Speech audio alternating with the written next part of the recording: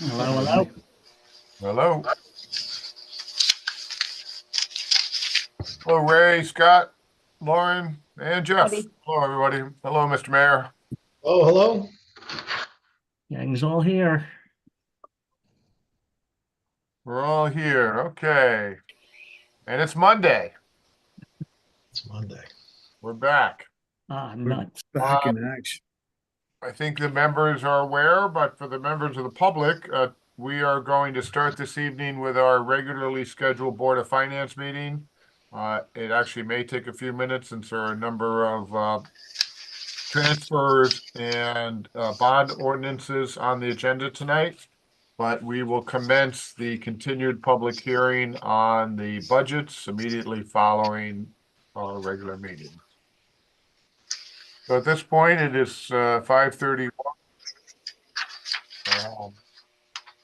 And the meeting is officially started. I will call the meeting to order. I note that all members are present. So the first item on the agenda is the consideration of minutes of the regular meeting of August 26th, last summer. May I have a motion? Mr. Chair, I'll make a motion that we approve the minutes as presented. Thank you. Is there a second? Second. Seconded by Lauren. Any discussion on the minutes if we can remember that meeting? Hearing none, all those in favor? Aye. Aye, opposed? Motion passes unanimously. I have not received any correspondence. Peter, if anybody has, you can please mention it. Otherwise, we'll move on to new business. Brian, this is Peter Eridisi. I just wanted to give you a heads up when we come to the ordinances, if possible, if we could switch the order and allow the Board of Education to go first because they have their monthly meeting at 7 p.m. tonight. So we'd like to take care of them first. And secondly, when you're ready, when we come to that ordinance, I have a slight amendment to present to the board, and I can share my screen when you're ready. Thank you, Peter. Well, I'll entertain a motion to reorder the agenda to move the Board of Education ordinance to item E and swap out E with G. Mr. Chair, I'll make the motion that we make the adjustment as stated to accommodate everybody's schedule. I'll second it. Second. Thank you, Lauren. All in favor? Aye. Opposed? Okay, we've reordered the agenda. Okay. The first item of new business, election of officers. Make a motion for any nominations. I nominate Brian Lima to become chairman or continue to be chairman. Thank you, Ray. Is there a second? I will second strongly that. support that. Oh, sorry, Scott beat you. I'll strongly Right. support it. Thank I said you, strongly. Lauren. All right, there's one nomination. Any further nominations? Any further nominations? I can't hear you. I gotta Cricket. put myself on mute just to make sure there aren't. All right, if there's no further nominations, entertain a motion to close the nominations. Close the nominations. I'm so moved. Motion made by Ray, second Second. by Lauren. Got it. Okay, there's a motion on the floor and seconded. All those in favor? Aye. Aye. Thank you all. Opposed? All right, motion passed unanimously. I'll entertain motion to elect a vice chairman or person. I make a motion for Scott Moulton to be nominated as vice chair. Thank you, Ray. Is there a second? I'll second that. Seconded by Lauren. We've got a motion made and seconded. Any further nominations? Hearing none, entertain a motion for nominations to be closed. So moved. So moved, seconded by Lauren. On the motion for nominations to be closed. All in favor? Aye. Aye. Aye. Aye. Opposed? Nominations are closed, and back to the main motion of Scott as vice chairman. All in favor? Aye. Aye. Opposed? Okay. Motion carries unanimously. All right.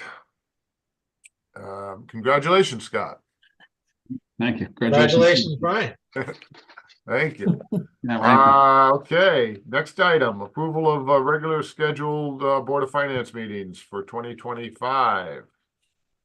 Mr. Chair, I'll make a motion that we proceed with the regular schedule of Board of Finance meetings as presented in our packets. Thank you, Scott. Is there a second? Second. Second motion made and seconded. All in favor? Aye. Aye. Opposed? Motion carries unanimously. Just to note, I will not be at the August. No, actually, I will be. I will be at the August 25th meeting. Okay. At least as of now. Okay. All right. First budget memo transfer, number 1. May I have a motion? I'll make a motion, Mr. Chair, for consideration of budget memo transfer number 1, funds 1005 and 2812 for fiscal year 25. Thank you. Is there a second on the motion? I'll second the motion. Seconded by Lauren. Any discussion on the motion?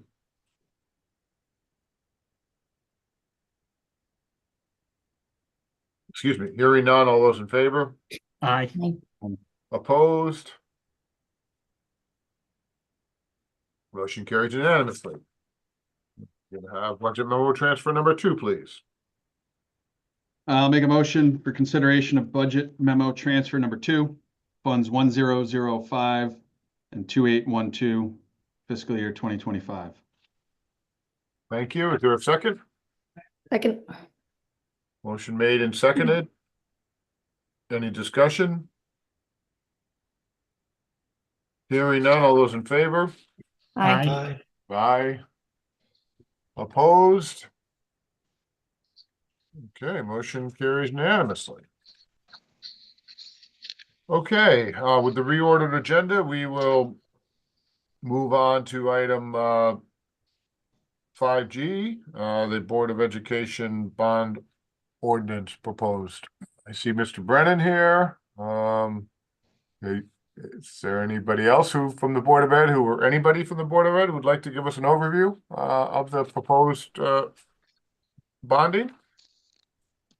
Absolutely. Peter, did you want to start out or did you want me Yeah, to? I'll just start out by sharing my screen so that the board and those present may see the amendment that we made to the description. Basically, the first project that's listed, Orchard Hills partial roof replacement.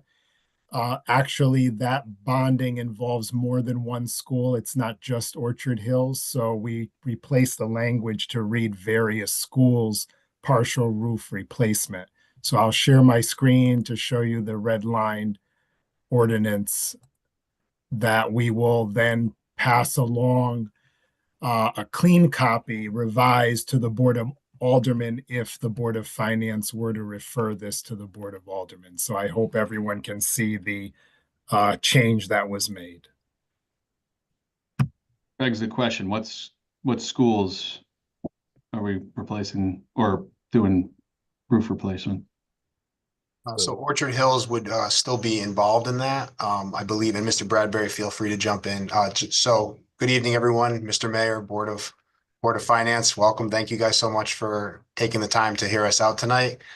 We do have a couple team members here with us as well. Mr. Bradbury, Director of Facilities, is here. Mr. Altieri, Assistant Superintendent of Teaching and Learning, and Mr. Giancola, our Director of Bids, is also with us as well for these different items tonight. So yes, so it is Orchard Hills is one of the schools that's included in there, but Jonathan Law, Orange Ave, West Shore Middle School are a few of the other schools that are also going to be included in that area as well. Mr. Bradbury, if you wanted to jump in, and I'm not sure if there's other ones as well in that. I think as long as you mentioned Orange Avenue, we've had several schools that were built, these smaller additions that they were not ready to be done when we did the main roofs at the schools. They still had time left on their warranty and they weren't part of the bond authorization. These are smaller sections that will need to be done. There's 8 classrooms at Orange Avenue in the media center. There's some small sections at West Shore, the cafeteria, and a small section on the other roof. So we just want to group them together so we have the option to use that money for everything. Gotcha. So was this a typo? Like just Orange, like in other words, does Orange Hills actually need 1.6 million of roof repair, or it was just like, oh yeah, we forgot to list everything on here? So Orchard Hills does not need the 1.6 million for the total amount. So the various roof replacements for the encompassing of them is actually listed in our one for next year as well. Noticing that the Orchard Hills does not need that full amount, but the other schools that we listed here this evening do need that replacement as well. You know, these were coming up on being outside of their warranty, so we want to make sure that we included those in this year as well, just to keep up with the roofs and make sure that they're maintaining their integrity. Do you anticipate or is there a plan? Like, do you think like, well, in the next year or two, yes, Orchard Hills will need that substantial of a roof replacement, or? We don't anticipate in the next couple of years that Orchard Hills would need that substantial of a roof replacement. But we do have, Mr. Bradbury keeps a very extensive list of all the different roofs that we have, and we have that list available as well. And it talks about when the roofs are replaced and when they're coming on a replacement cycle. So depending upon the type of roof, you have a number of years before it becomes out of warranty, and you want to make sure that we're keeping up with that throughout all of our different schools. So if I may, that the rest of that roof at Orchard Hills will not be due until 2046. Perfect. Someone else's problem, not ours. Let's go. Correct. Thank you, Ray and Sean. Any other questions on? Brian, I have a question for you, I guess. Is it customary to submit just a lump sum like that without, you know, the devil in the details type of thing? Yes. I mean, we typically do not, and in fact, I'm not sure, I mean, they may have estimated costs. I'm sure there was some estimates that went into preparing these numbers, but we typically do not see the breakdown of those estimates or projections. We don't see that level of detail. It's more of a general authorization for the expenditure. And kind of a piggyback to that question, for all 3 projects here, is that the complete scope of the project, or is it just like, well, this is phase 1 of a 3-phase project? That would be the complete scope of the project, not a phase 1. Gotcha.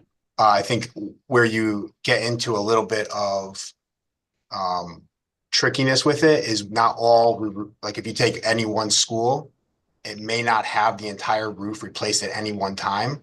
Like for instance, if you had an addition built on a school in a certain year, that roof would be new when that addition goes in. The remainder of the roof maybe be 10 years old and it wouldn't be out of warranty, so you wouldn't replace that entire roof at that time, which creates this different cycle within any one school. So you might have part of the roof on a different replacement cycle than that new addition per se, which is where these smaller patches like Mr. Bradbury was talking about would come up, where you're not replacing an entire roof per se, but you're replacing a certain part of it. So we keep track of how long each part of all those roofs are and when they'll be out of warranty. Thank you. And then just to follow up to Jeff's question a moment ago, Peter, correct me if I'm wrong, but these are projections, but prior to the issuance, well, the bonds won't actually be issued until after the work is completed. And then if the cost of the work is less, then the amount of the bond would be adjusted accordingly or reduced accordingly, correct? I mean, you don't bond for work that either wasn't done or came in for less than the authorized amount. Correct. We only bond for actual expenditures that are paid for, yes. And that's typically done after the completion of the project. Well, it's done during the progression of the project. So What, so we do bonding once a year. So we will issue The notes. short-term bond anticipation notes based on the purchase orders and the contract. And then those notes, short-term notes, would be replaced with long-term bonds once the expenditures are paid. And then obviously the bonding ends when the project is complete. Thank you, Peter. That's helpful. Peter, can I ask a follow-up to that? Like a couple of years back, I remember hearing, obviously there's a finance charge associated with bonding. What's the total cost when you factor in legal expenses, underwriting expenses, everything that's typically associated with issuing a bond? So in other words, the number I heard from years ago was like 10%. Is that still the case? Yes, that is still the case. When rates fell to very low levels several years ago, we adjusted that 10% to about 8%, and sometimes 7%. But now that rates have gone up, we're back to the 10%. Gotcha. Yes. And is that baked into the bond Yeah. issuances, or that's? It's baked in. So this 4.950 million that you see, it includes the 10% factor for financing costs. Gotcha. Okay. That's just like the administrative cost, or is that also the cost of the interest? It involves the cost of the short-term interest on the bond anticipation notes. It includes the cost of issuance, like the fee for the bond rating agencies, bond counsel, various advertising, et cetera, to issue the bonds. Yes. So where is the cost of the actual bond captured? So like the total cost after 20 years, what is, the 16.5 equivalent to 20 years from now? That is It's in your budget. in the budget book, in the general fund. You'll see it in the general fund and in the sewer fund accordingly. You'll see line items for bond interest, and that's for those are the line items for the 20-year payments of interest on the For long-term each project bonds. or just overall? For each project. Okay. Yes. Thank you. Are there any line items in the current budget associated with any of these bonds? No, because these bond ordinances have not been approved yet. So the answer is, well, I'll pause because I did mention at the previous meeting, the only portion of that interest would be the portion that I estimated for the May interest-only payment should some of these projects get started this year.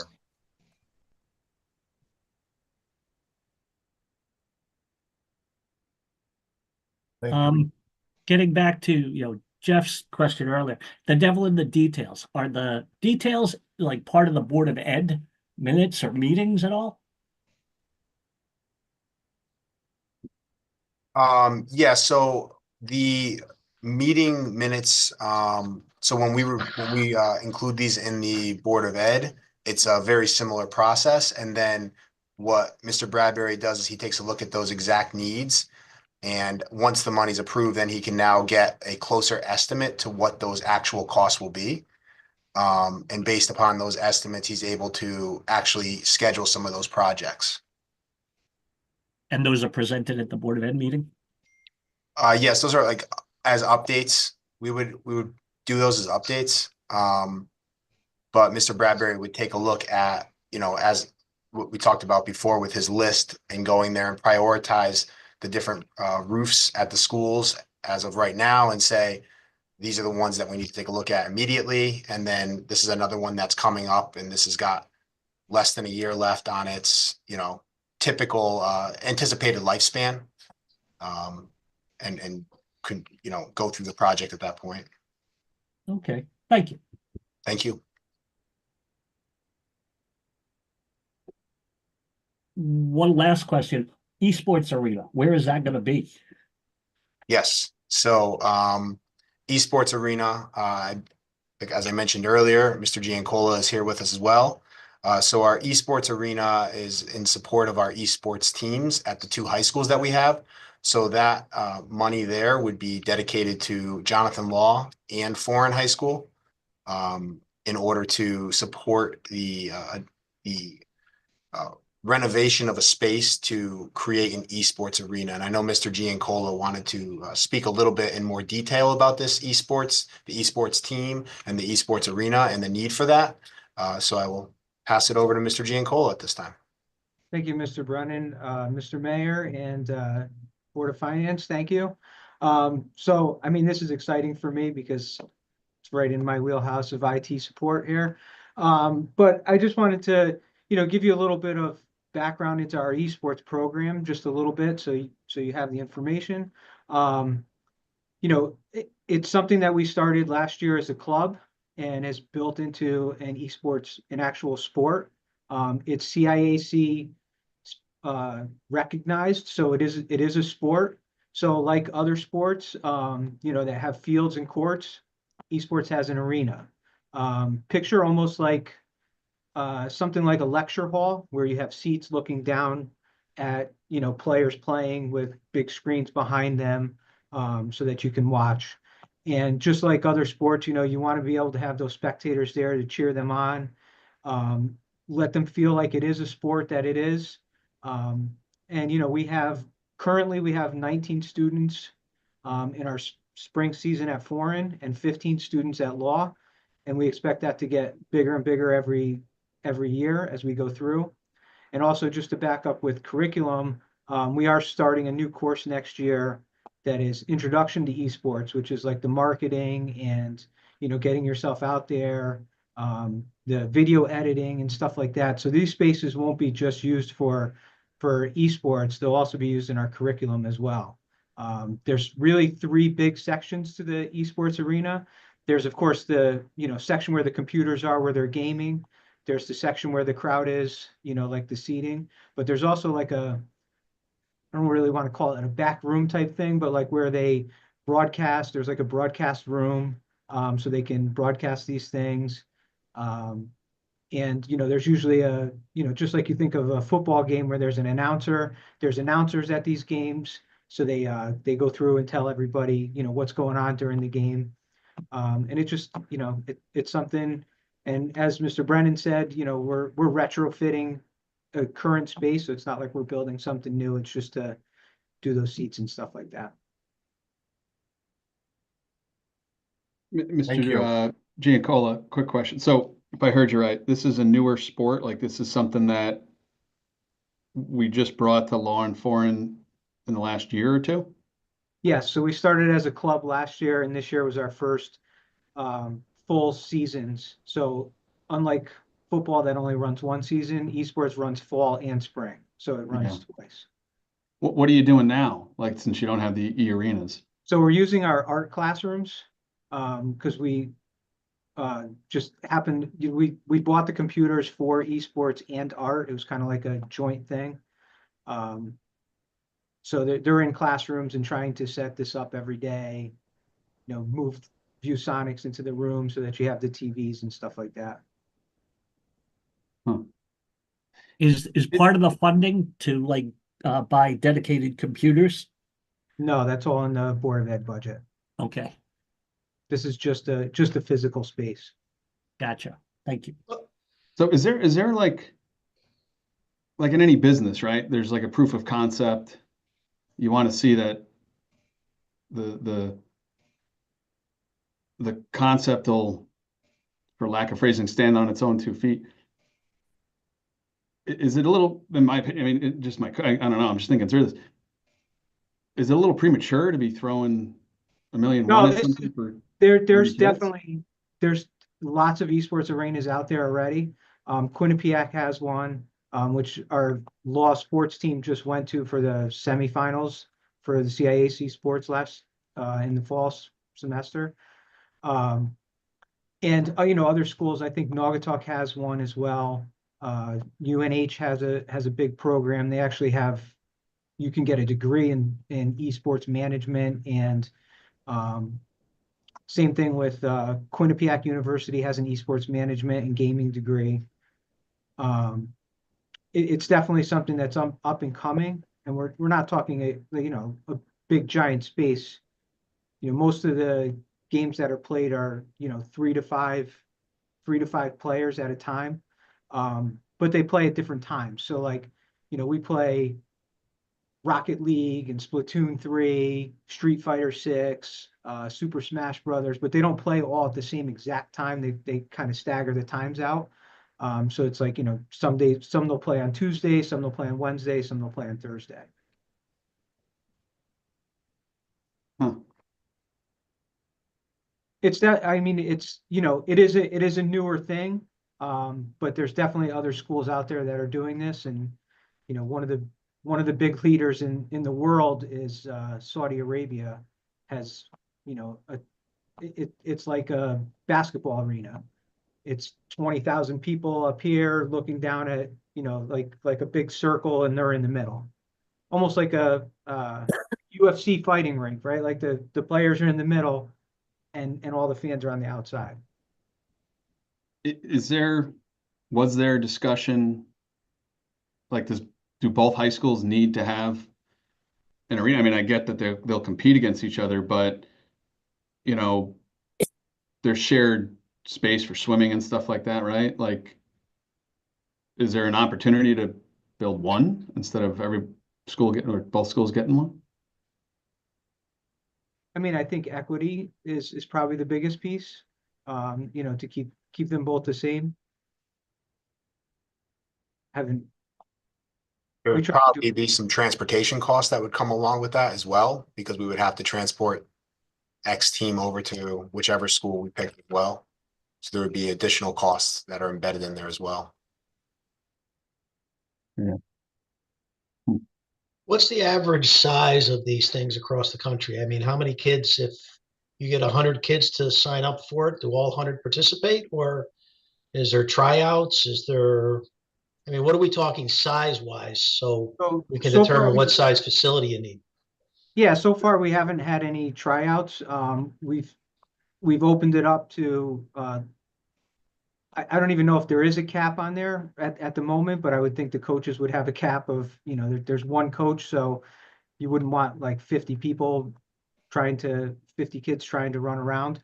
But, like I said, usually right now we have 20 computers in both labs that we're running. So I'm assuming that's what we would kind of gear towards, is that, 20 computers. And then seating for probably, 40 to 50. So, parents want to come watch their kids play and stuff like that. And it's hard right now to do that. And Mr. Chair, if I could interject as well. I think from the curriculum standpoint, as Mr. Giancola said, with our efforts to expand this out to a actual course within the curriculum, we're looking at a concurrent enrollment course, meaning that we would partner with Southern Connecticut State University to offer this for college credit. So students would have the ability not only to get the coursework here in Milford, but also earn college credit at the same time. And it would be offered as a business course. So as Mr. Giancola said, students would get the experience with marketing, with creating a marketing campaign, with thinking about the leadership and coaching aspects of managing a team. We would anticipate growth in the program, as more and more students, being that it's novel. We would hope that we would get an abundance of students that would be looking to participate and engage in these types of programs. So while we don't have an exact prediction of what the future will look like, we anticipate obviously seeing an abundant amount of growth based on popularity of the program, word of mouth from student to student. So I think there's a lot of opportunity for this to really grow with our families, with our students in district, and obviously having community partnerships in the world of e-games and things like that, only helps to continue to make that more abundant. And when I think of some of our other sporting areas, and this is now recognized as a sport by the CIAC, there's that area where there's the viewing area where students, fans from the school can come and watch, join in, have that camaraderie piece, cheer on members of their school. I think that's the piece that we're really missing right now. And just in a regular typical classroom, it really becomes kind of hard to see the students playing, and there's no like it being projected up on a larger screen. So we want to like show honor to these students here by allowing them to have some kind of platform where what they're engaging in is being seen by other students in the school, teachers, parents, community members, just like we would for our other sporting events. Does the CIAC broadcast? Like, I know when my kids are competing, like if you can't make something, in a lot of cases, you go on the CIAC website and you can watch the event from home, you know. Right. Does So that we're- happen yeah, with this we're- esports? There's a streaming. Yeah, Yeah. so we do the streaming right now for our individual schools, and that's kind of how all the other schools in Connecticut are doing it. However, when it is the finals time, the CIAC is they sponsor all that. They did there's- it in okay. Quinnipiac, and Quinnipiac handled all that. How many, so you got 19 and 15, how many students were doing this 2 years ago? I think we had somewhere around 6 and 10. There were not a lot of it. It's built since then. We've got a lot of interest, and this year, even though it is a sport this year, you have to think about, we've been trying to recruit freshmen because kids that are already maybe playing, already in track or whatever, you can't do two sports in the same season. So because they were already committed to that, they would say, oh, I would have rather done this. If I knew I would have got my Letterman's jacket and all that, I would have rather done this. But, my parents forced me to go track, or my parents told me to do this. I coach track, so I know a lot of the kids didn't really want to be there. So Do we have the spaces picked out already that you're proposing to be converted into these esports arenas? We have been in talks with the principals, but a finalized space at this moment, not exactly an exact location, but it would be somewhere within the current structure without needing to expand the footprint of the actual schools. It would require some reallocation of space. So there And is. how did we come up with the $1 million allocation for bonding here? Based on the equipment needed for this, like the stadium seating, the TVs, some of the different platforms that they would be sitting on. Okay, thank you. And also, we don't expect this space to be like fully static either. We want it to be modern and modular so that it can be used for other purposes as well. So that there's thought into these things. If not, we're not going to build, you think about the gyms where you can pull out the bleachers and push them back, kind of, same kind of idea where we can adapt and adjust. Just to give you like a more broader picture of what we're envisioning.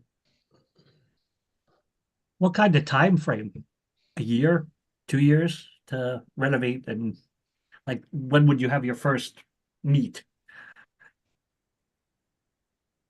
Yeah, so once assuming that this bond was approved through the Board of Aldermen at that stage, then at that point we would go out, we would get a architectural firm to design what that concept would look like, do like a site survey at the actual schools to help determine what that exact location would be. And then we'd go through that process from there. So I would imagine at earliest, this would be not the fall of this year, but probably the fall of the following year, by the time that was up and running, by the time it goes through all those different pieces, maybe possibly a little earlier.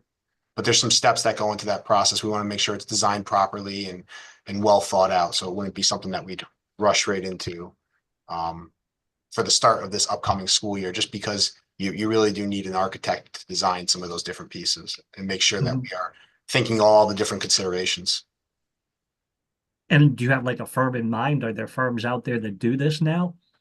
That's something that we would send out for an RFP. So yeah, we would send that out. We would put together a list of our descriptions of what we were looking to do. And then we'd open it up to all design firms to bid on that. And, you know, one of the things that we'd be looking at is, you know, experience with this or a similar type project where they could help design that space. Gotcha. Thank you. Thank you. Brian, I have a question for you, I guess, and it's a procedural question for you. Is it customary to approve the money like this prior to getting RFPs or getting more of a, I'm not saying definitive, but more of a ballpark? Yes. I mean, I think they're not going to issue an RFP until the funds are allocated or authorized. That's correct. Yes. Thank you.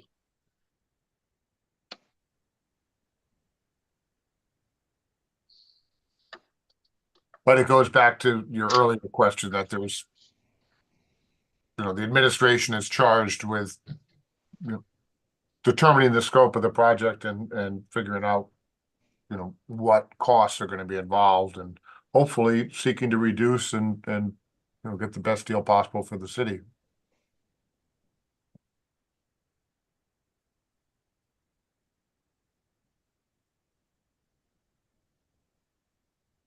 Any other questions from the board? Comments, questions? I'm good.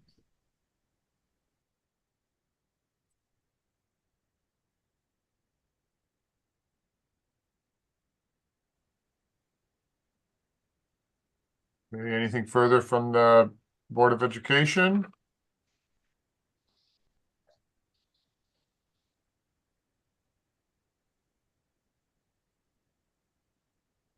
Okay, if there's no further discussion, I'd entertain a motion on the proposed ordinance. And if you could please read the ordinance in its entirety. Well, not the entire ordinance, but on the agenda side of it. I'll make a motion to approve consideration of an ordinance appropriating 4.95 million for various school improvements and authorizing the issuance of 4,950,000 bonds of the city to meet said appropriation and pending the issuance thereof, the making of temporary borrowings for such purpose. Thank you, Lauren. Is there a second? I'll second. Good job, Lauren. Seconded by Ray. Any discussion on the motion?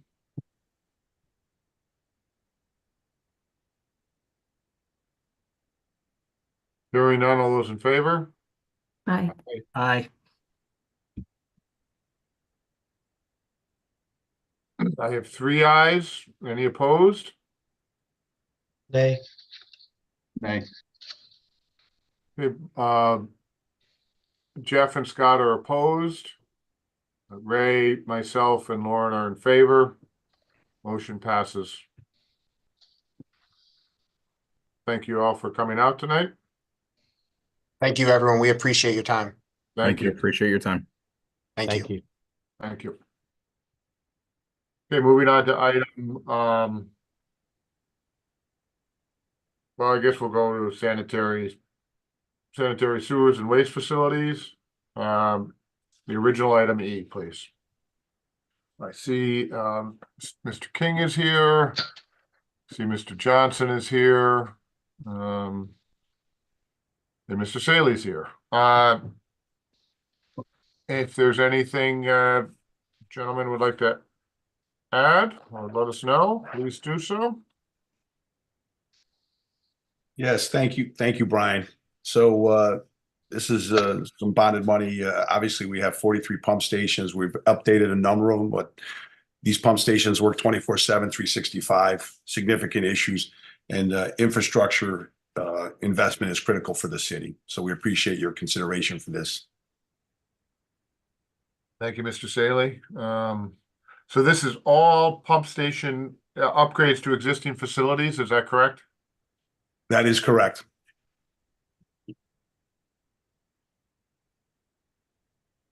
Mr. Saylor, just a quick question. Are these like scheduled maintenance type upgrades? In other words, like we kind of knew that these were going to have to get done, or are these some of these unexpected, or what's? Well, an example, one of the things we're looking at, we have approximately 43 pump stations throughout the city, but one area that we're looking at is the pump station that's at Pumpkin Delight. I'm not saying this is the one we're going to use, but we have the opportunity to eliminate that by getting a gravity fed line behind Pumpkin Delight and feeding into the Mayflower station. And that would eliminate one pump station. But we're going to look at working with Lindsay and his group to see the priorities, what they want. But some of these are updating new pumps.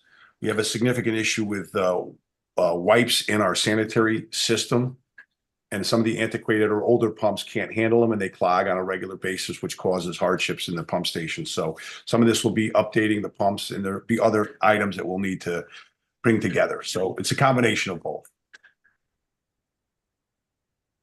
Gotcha. Thank you.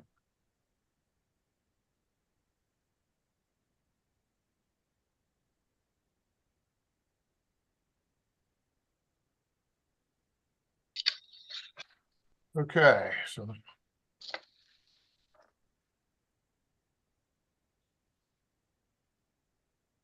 Any further questions or comments?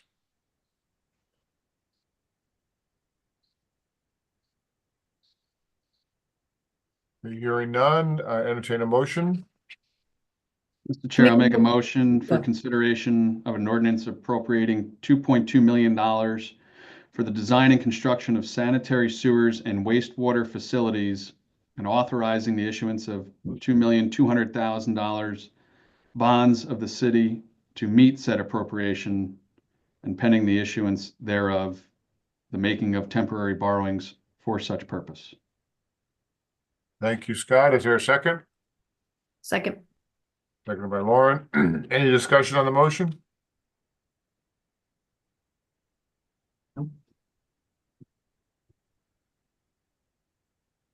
Hearing none, all those in favor? Aye. Aye. Aye. Opposed? Okay, motion carries unanimously. Thank you. Thank you. Okay, thank you, gentlemen, for coming out.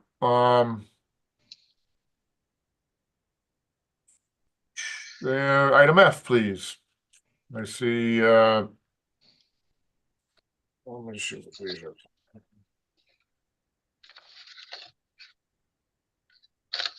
Well, this may also be, Mr. Saley, Mr. Johnson, and the mayor. If anyone would like to make any, comments, you're welcome to do so.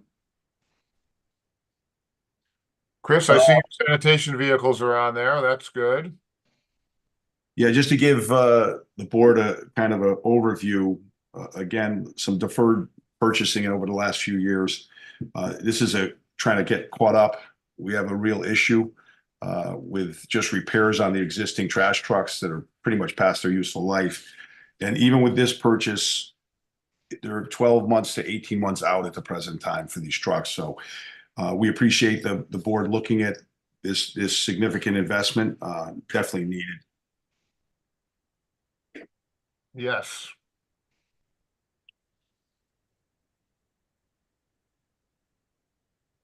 The Yeah, I ladder see truck, no- is that under you too, Chris? I'm sorry, I didn't hear you right. The ladder truck, is that under you as well? No, that would be Chief Fabrizi. That's a fire truck, all right. Yes, yes. Welcome, Mr. Chief Fabrizi. How are you tonight? I'm good, thank you. Good evening. I'm here to answer any questions that you may have regarding the ladder truck. Did we bond for a truck last year as well? Was that a pumper, I think, last year? No, it was actually another Quint Okay. and an ambulance. However, in order to keep pace with the apparatus replacement schedule that we have crafted for the department, and to maintain a stable fleet for response, we are basing this purchase based upon current build timelines in the industry, which are now up to 44 months to build a ladder truck. So you're talking close to 4 years out. Now, normally, under normal circumstances, we would not be approaching the Board of Finance to bond for such apparatus this far out. However, with the current climate, as I stated, in a 44 months build time, we have no choice but to, in order to stay on pace, is to present this to all of you for approval. Again, the 44 months time frame, as a matter of fact, this contract was put together in October of 24. It's sitting before you today for your vote, and I do appreciate your consideration. But once again, this apparatus would not arrive until 2028 in the city to be made useful. And by that time, our current quint that this would replace would be approximately 14 years old. So it's imperative that we stay at pace in replacing this apparatus and give it consideration at this time, this far out. Thank you, Chief. And this may be a question for Peter, but Peter, do we compare the various costs between bonding for trucks? Because you have the option of doing lease purchase agreements too, don't you, for these types of vehicles? Yes. It's effectively financing as well, but I'm assuming that bonding is more cost effective? Yes, in the cases where we've gone out to bonding has been more cost effective, yes. Okay. And there have been times when we have compared, when we've gone to look at the lease with the purchase lease options, and then when we looked at the final analysis, we said it made more sense to go out for bonding. Thank you, Peter. You're welcome. Curiosity question, if it's a 4-year lag time, I mean, they honor the pricing that they give you today, or is it 3 years from now, you could be looking at a totally different price? No, that's locked in. So that price is solid and locked in. It's not moving. And I actually, into the contract, not to get too deep in the weeds with you here, I did build an exit clause in from the date of the contract, which was October 24, 30 months in which the city may elect to exit that contract. So if the climate changes in our favor for some reason, we have a right to exit that contract and pivot. But again, I think that's wholly unrealistic due to the stated delivery times and the pricing, and we've seen exponential increases in this apparatus over the years. So, you know, I guess to paint it in a brighter light or a positive light, we can look at, we're locking in at today's rate to take delivery of an apparatus that most likely at the pace they've been going to be well over $2 million in 2028. Thank you. Thanks, Chief. Any other questions or comments for the chief?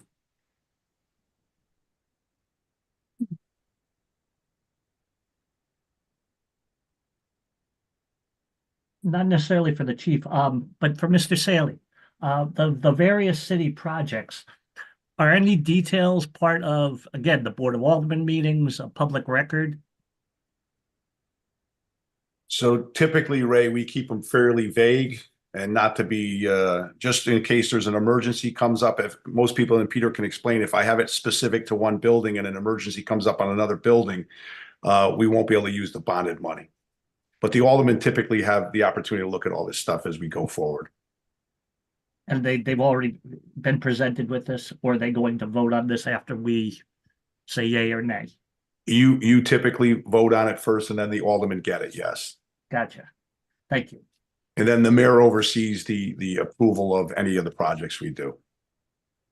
Got it. Checks and balances. If I may interject just for 1 second to add to the question, the answer, Mr. Arnold, we do have the capital improvement plan, that derives the bonding list. So you'll notice a lot of these titles correspond to projects outlined in the city's 5-year capital improvement plan that was presented to the Planning and Zoning Board back in December and the Board of Aldermen back in January. Thank you. And this, I'm not sure if there's a question for the mayor or the police department, but the security camera projects, are these for city facilities or are these red light cameras? This project here would be for city facilities. The red light cameras is going before the Board of Aldermen tentatively next month. That would be separate from this. Thank you. You still got some time, Brian. You can speed. That's right. I don't speed. Occasionally I'll roll through a red light, but unintentional. If you get a ticket, Brian, I can't help you. It just to build on that, in the chief's defense here, for why he wants this project, the city maintained a network of camera infrastructure throughout the last, probably started back shortly after 9/11 when the city received an influx of Homeland Security money. That web of camera networks, which pretty much spanned from downtown and the harbor all the way over into Devon, Walnut Beach area, it's just outdated. The cameras there are no longer serviceable. The contracts have expired. The chief is looking to bring back that network. So most of the time, these will be camera replacements. There will be a few new additions to further enhance security. But that was the genesis of this project, is we just have a lot of cameras that don't work, and the chief's looking to update and add to the entire system. Thank you, Justin.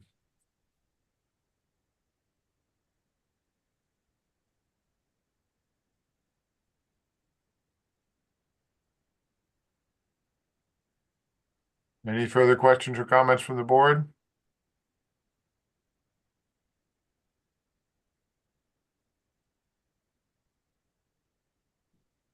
Okay, hearing none.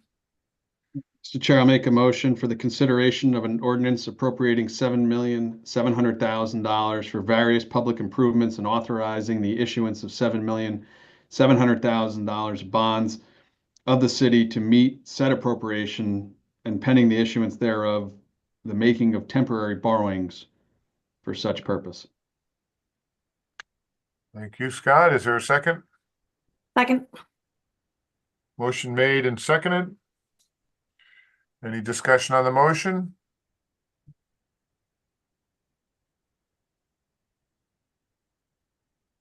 Hearing none, all those in favor? Aye. Aye. Aye. Opposed? Motion carries unanimously. Thank you. Thank you all. Is Peter, any staff reports this evening? Just a quick update. At our last meeting, there was a question about the 27 staffing positions, and I may have spoken too soon because I recently learned that we are losing 2 people, a clerk A, an assessor, and a part-time clerk A in treasury payroll. So we will have 2 vacancies in the near future. Thank you. You jinxed yourself, Peter. Yeah, I was thinking the same thing. I jinxed it. Thank you for the update. If there's nothing further, I entertain a motion to adjourn the regular meeting of the Board of Finance and reconvene the Board of the budget hearing, public hearing. Mr. Chair, I'll make a motion that we adjourn the regularly scheduled monthly Board of Finance meeting and reconvene under the Board of Finance budget hearings. Thank you. Is it second? Second. Seconded by Jeff. And all those in favor? Aye. Aye. Opposed? Okay, we'll start. Peter, I'll get you the ordinances in the morning. Okay. Shifting gears. Okay. For the record, today is February 24th, 2025. It's approximately 6:25. This is the continuation of the Board of Finance public hearing on the proposed budget for 2025-2026. The first item on the agenda for this evening is Public Library, page 35.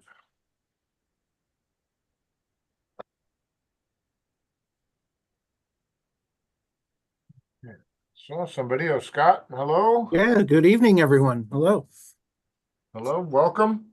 Thank you. My first meeting with you all. It's very Yes, I exciting. thought so. Yes, that's right. Yes, I took over in May from Chris Angeli, and I've been loving every minute of my job. Well, you got big shoes to fill. She did a wonderful job. I'm sure you will do as well. Well, thank you very much, sir.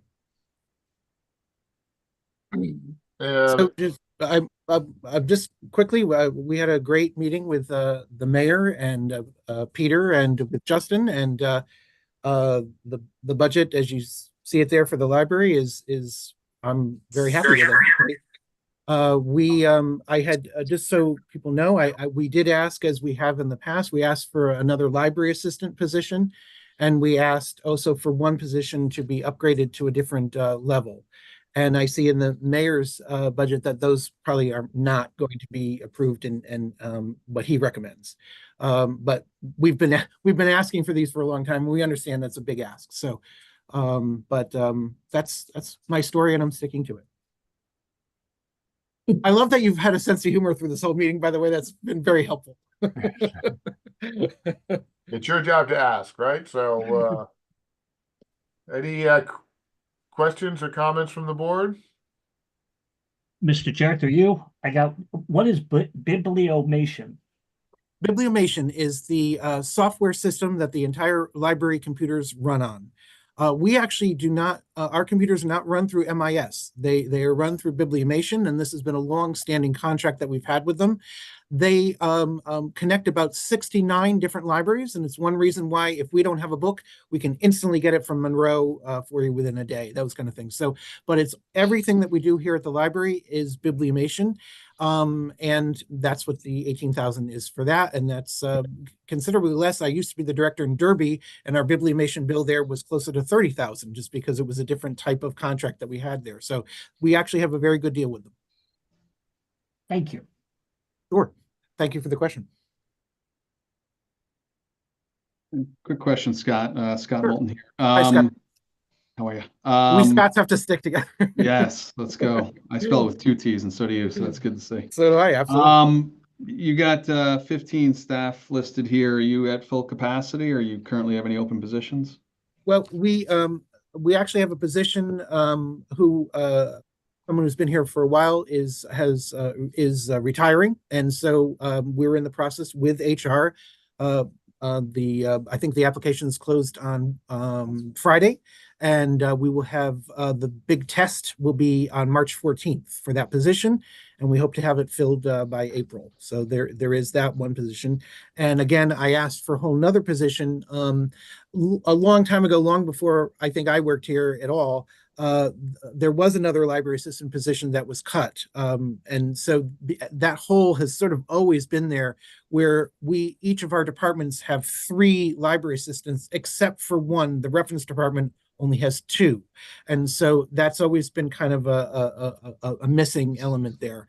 And the reference department is often on the floor. They're the ones that really get the questions all day long, help people with computers and stuff. So that's where we were asking for another library assistant. Gotcha. Thank you. Hi, Scott. This is Jeff Matchett. How are you? Hey, Jeff. How are you? Good, thank you. How is your staffing level comparable to other communities, comparable communities?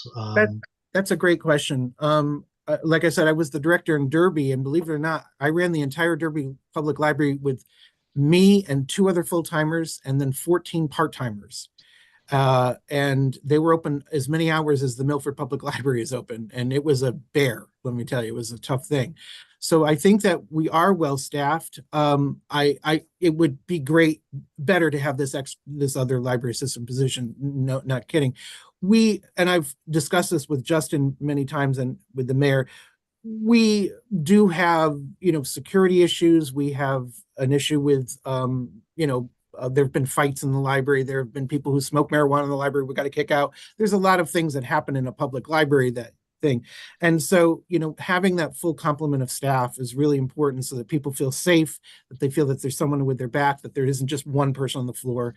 If you've been in the library, I hope you have been, we're 2 big floors. And so when you only have say 3 or 4 staff, full-time staff, that's only really 1 or 2 person on a floor. And that can feel kind of, skim, sometimes. So we're open till 8:30 at night. And so sometimes there are only 3 full-timers in the library. And, so Suzanne, my assistant director, works her tail off to make sure that we are fully complemented, that people do feel safe. But, I'm just going to say it again, having that extra position would simply make that, I think, a safer place. So from a security perspective, that extra person would help you.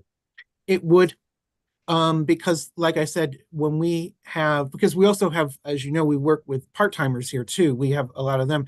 To be able to have the full-timer who's in charge and have more of them, let's say at a night, where that you, with the full-timers and the part-timers, you could have a complement of maybe 6 or 7 people. It just it's safer for everybody, at that level. So, and we've just seen an uptick, and Jen Paradis, who's I believe still in the room, we've had great conversations about, there's just a lot going on. The rise in homelessness across the nation and including Connecticut is exponential, and we've seen it in coming through our doors. And so it helps to have people to have your back. Years ago, I worked, by the way, here in the children's department and as a library assistant years ago with Chris Angeli was my director. She used to take me, and this is what we often do. We don't go alone if there's a problem. It's like a buddy system, and it just is very helpful to have somebody else with you, and to have that extra staff member. I'm not going to lie, would make everyone feel a little bit safer here. Thank you. Do you have volunteers? Do you get volunteers? We don't really. No? We have friends of the library who are volunteers in their own way. They run a book sale, which fully supports the library and those kind of things. But we generally don't have volunteers because it's a union library, and so the things that we like, putting away a book or something, that has to be done by people who are on staff as opposed to volunteers. But sometimes in the summer, Suzanne, correct me if I'm wrong, I think for summer things we do. No, we don't really have. Suzanne's shaking her head. No, we really don't have volunteers. Okay. Thank you. Hi, Scott. Lauren Ranges. Nice to meet Hi, you. Lauren. I'm a Nice to library meet you. frequenter with my children, so Yes, I put think on a I've lot of seen great you. events. Absolutely. Yeah. But I also use your online database a lot. Again, Great. on that Libby app. Do you see books on CD and DVD still happening? We're I kind of emailed Peter today. We're actually gonna in the actual Munis thing, we've changed that line item to be called audiobooks. Okay. Because there are still like different ways of doing audiobooks. There's a new form for children where it's you may even have seen Wonder it. books. Right, the Wonder Books. We want that in that category because it doesn't Right. fit really in any other category. And so Peter and the mayor, they were very kind to say, well, let's have a modern library and a modern line item there. So Yeah. that'll be audiobooks. Believe it or not, though, I'm going to tell you, I'm not going to lie. My sister's 82 and she still listens to books on CD and loves them. So she comes to the library once a month and gets her. So they do have a circulation, Lauren. I'm not going to lie. All And I right. think when you want to serve a broad public, we Yeah. still have DVDs and they go out like wild cakes. So That's great. yeah, Okay. Yeah. yeah. You guys do a nice job, so thank you. Thank you. No, thanks for the question. All right, thank you, Scott. Any further questions or comments from the board? All right, well, thank you for your time. Welcome. Well, my pleasure. Thank you very much. Have a good night, everyone. You too. Okay, moving on, elections, page 14. Gary. Maybe Deborah.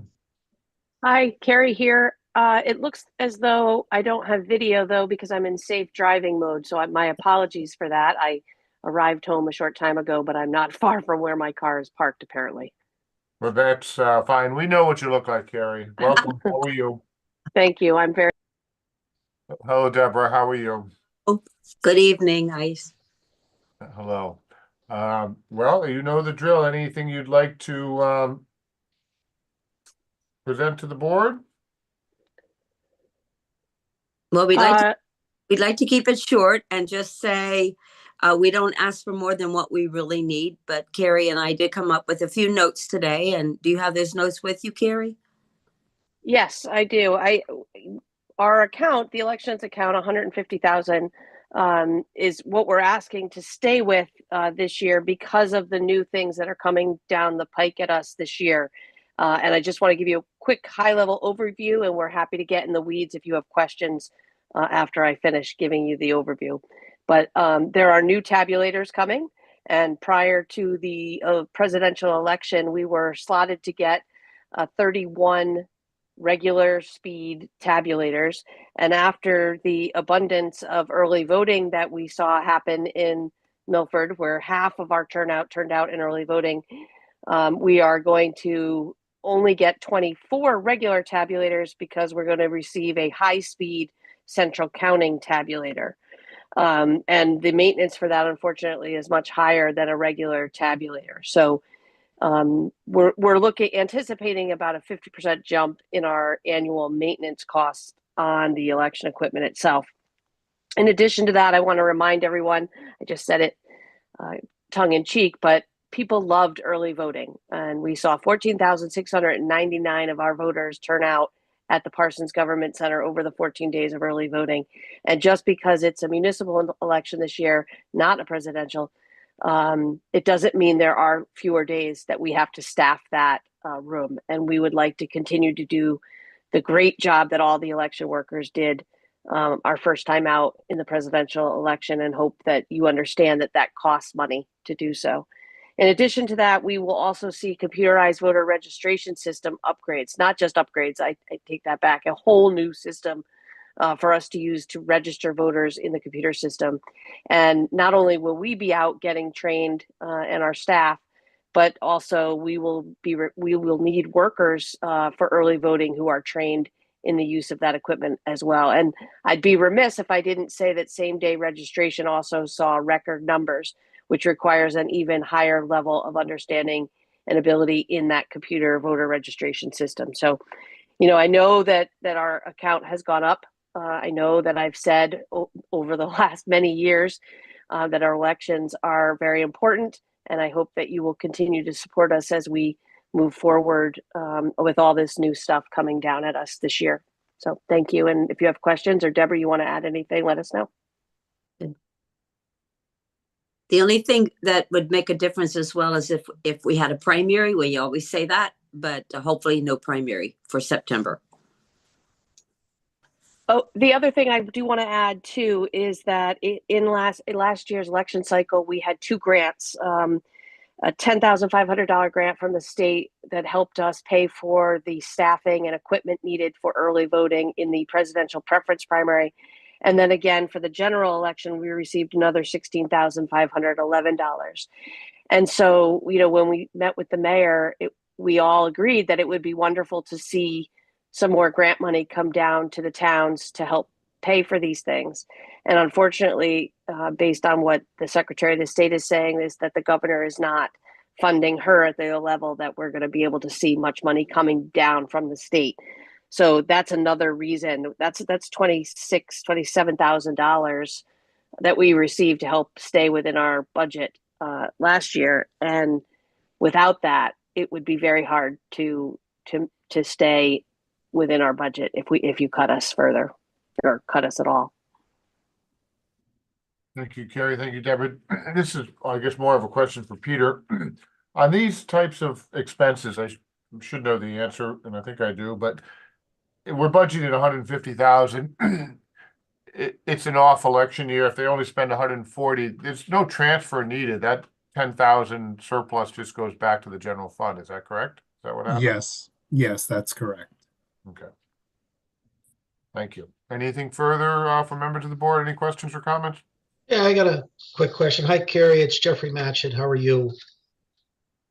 Good, thank you. Deborah's here as well. Oh, hi, Deborah. Hello. For either one of you, over the past 3 presidential elections, did you see an uptick in voter turnout this election with the early voting that we didn't have in the previous 2 elections? Deborah, may I? Sure. No, actually, it was about the same. We see about an 80 to 82% in those last 3 presidential elections, and I believe that we were right at the 80 point something that was very close to 81% turnout. So exactly the same. It's just the way people turn out. There has been no significant increase in turnout because of early voting. But a significant increase in expenses to get the same voter turnout. Exactly. Okay, thank you. Just because there's more days of voting, though. Please keep in mind that it's because there's more days of voting. No, understood, completely understood. Okay. Thank you. And I forget, is that a state requirement or is it up to each municipality if they want to do? No, that's a state law that requires early voting in every municipality. So another unfunded mandate. Absolutely. Excellent. Thank you. Excellent. Not excellent. I know, right? Yep. No, that's ridiculous. Anything further? Now we'll go to Register of Voters, page 15. Or, excuse me, yeah, 15. And we have both registrars here. Is there?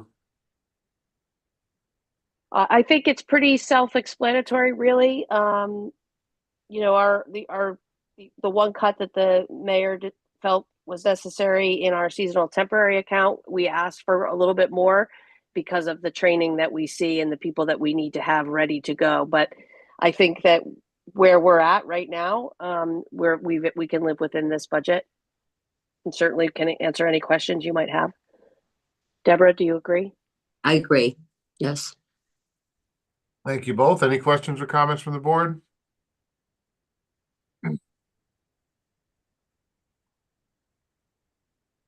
Excellent. All right. Thank you both for coming out. Have a good evening. Thank you. You too. Thank you. You too. Thank you. Okay, moving on. City Clerk, page 22. Hey, Brian, how you doing? Good. Hey, Peter, how are you? Not bad. Hi, members of the board. This is my first Board of Finance meeting, introduction, etc. As some of you know, I took office starting in June when Karen Fortunati left. And the good news is she left me with a great group of staff. And so I've learned a lot. The bad news is a lot of those staff are leaving me. You know, my biggest challenge I have is that Rose Elliott, who's been with the city for 27 years and in this office for 13 years, is retiring, which is good for her, bad for me, and bad for us. So we've filled that position with one of our clerk A's, which is great because she has some experience, although she's only been in the office for 6 months. And then our other staff member, who's assistant clerk, is going over to the engineering department. So I've lost both of my assistant clerks, which is a great thing to do when you start a new job, when all the knowledge base disappears. But the good news is we're the creation that Peter mentioned, the clerk A in the assessor's office. That's ours. She's now going to become an assistant clerk. So that's a lateral move for someone. So, and we have a clerk A position that actually has just been posted. So hopefully at some point in my time, I'll have a full staff for more than 3 weeks.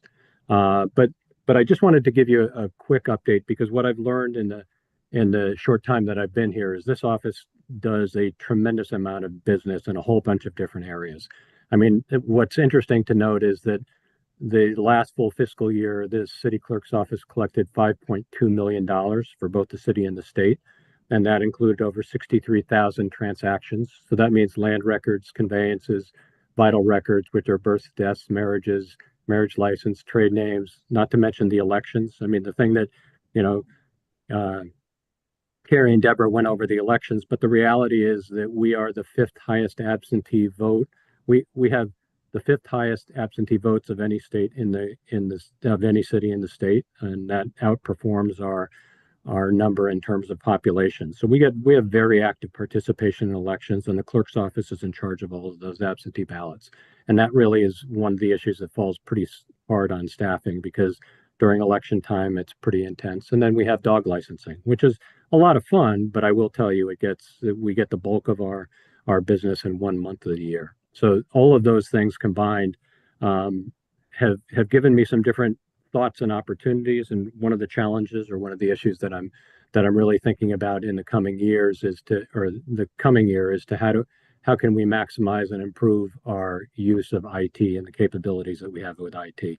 I mean, I think you know that the city's in the middle of an upgrade on our website system, and I know that the mayor and Justin are working on that along with our IT folks. But that's going to give us more capabilities in terms of pushing data out to the public. Because from my perspective, the most important thing this office can do is be transparent with the information that we have. The other thing that I'm doing is I'm maximizing state grants in terms of our historic documents. And I know most of you are aware, but Milford's the 6th oldest town in the state of Connecticut. And we have original documents in our vault that date back to the 1600s. I have some that are signed by Native Americans, who actually, the document on land record number 3 is actually when we purchased the land that is now Woodbridge, because Milford used to be part of Woodbridge. And that document from 1701 is an original document that's in our vault, and it's not signed, but the Native Americans who it was purchased from put their symbol on. And these are, museum quality documents. And one of the things that I'm planning on doing and working on right now is adding digitization of our land records. Right now, we go back to 1967. I think I'm in the process of moving that back to 1959, choosing 1959 because 1959 is the date that Milford became a city. And I think it would be important for us to have all virtual, all online, all accessible land records, at least from the time we were a city. And then we're doing some volunteer work with the Milford Historical Society and some other volunteers to digitize some of our old records moving forward. The thought, or the thing that I found interesting in this particular office is we have a lot of information in our vault, but it's really locked away. And the only way people can see it is if they come in and open a book. But the reality, with the 250th anniversary of our country coming up next year, it would be great for the public to be able to see some of these old historic documents and actually spend the half an hour it takes to read one page that is written in cursive. But those are the kind of things that, like I said, the meeting I had with the mayor and Justin, all I asked is to keep things flat. The budget is flat. The only increases are the contractual increases in terms of the salaries. And as I work through, I'm hoping to find more efficiencies and, give me time. And when we talk again next year, God willing, I'll be able to tell you how we can save more money. Peter, just going back to one of the things you mentioned earlier, the conveyance taxes. I see this is on page 6. This year we're, I guess, projected to come in at 1.27 and a little bit of an increase to 1.4 million in revenue next year. Yep. Yeah. I gotta believe the volume is down, but the prices are up. Is that more or less what you're seeing? Yeah, and one of the things that's fascinating, because I did a year-over-year comparison, and we're actually right now we're ahead of the last two full budget years. If I take from July 1st to February 22nd, we're actually, this current fiscal year is running above. The challenge is, as you know, Brian, is that the conveyance tax are so volatile. It's big land transfers. And we've had a couple, we had a $25,000 conveyance tax come in last week. It just depends on the sale of certain parcels of property. And it's hard to predict. But if I'm doing a snapshot in time right now, I'd say I'm looking more positive, but honestly, who knows what's going to happen in the next couple. We don't have a crystal ball, but I guess the bottom line is you're comfortable with that 1.4 figure at this point? I'm always, listen, if I was going to do it, I'd be much more financially restrained, but I feel like there's a good shot that we can hit that. Okay. As you said, if we get a couple big transactions, it might be easy. If they don't happen, then we don't. Any questions or comments from the board? None? No? Come on, Jeff. I figured you'd ask me something. Thank you. I got nothing, Pete. I'm sorry, buddy. Thanks a lot, guys. All right. Thank you, Peter. Have a good evening. You too. Moving on, Council on Aging, page 87. Lenora, how are you? Welcome. Hi, can you hear me all well? A little low. You may, if you could turn it up just slightly. Not sure. I might have to speak just Nope. louder. I have a very poor mic, unfortunately. We can hear you fine now, though. Thank you. Great. So, good evening.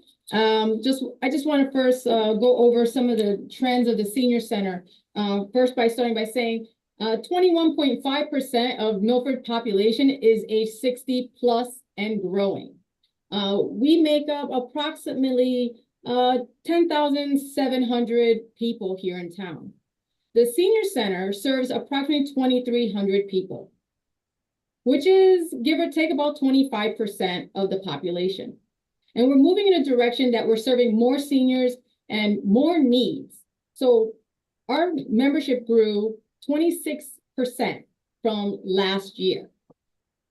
We have seen nothing but an increase of our participation, and all the services we provide have just seen just leap by bounds increases throughout. Looking at our programs that we offer, we start at 55. So for these 55 plus year olds, we're offering classes on well-being, on creativity, on assisting with cognitive abilities. We provided 3,471 unique opportunities just in 2024 alone. We operate 47 hours a week, much more than any other senior center you're going to find. We're open on Sundays, Monday, Tuesday, Wednesday, Thursday, Friday, with our extended days being our Monday night, which we're open till 8 p.m. tonight, and then our Sunday, which is only 4 hours, but it meets a lot of demand of our folks that either don't have anyone to be home with on a Sunday, or just want a little friendship building. Of the activity highlights, we had 3,284 daily activities throughout the year of 2024, 51 travel events, 136 special events. We added new classes, line dancing came back, improv, Zumba Go came back with a vengeance, retro moves, a ton of just really cool stuff for folks that this budget helps support. Attendance overall, we had an attendance of 51,233. Okay, that breaks down to anywhere between 250 to about 275 people coming to us daily, Monday to Friday. Okay, so just there, you can kind of get an idea of how active we are as a senior center here. Transportation, we transport people here to the center. We transport people to their medical appointments. We transport folks to grocery runs and to just fun activities because everyone needs a little fun. We traveled 35,739 miles collectively with our vehicles. This is a 30% increase in ridership. In our Aaron's Respite program, which I'm sure you're all familiar with, it's a program that supports individuals living here in town with a cognitive impairment due to an Alzheimer's or dementia. We have now about 30 participants. At the time of when I did this, it was a little less, about 25, but we've increased that as well. We see the increase 45% in the usage of our services. It breaks down to about just under 2,000 units of service for our folks.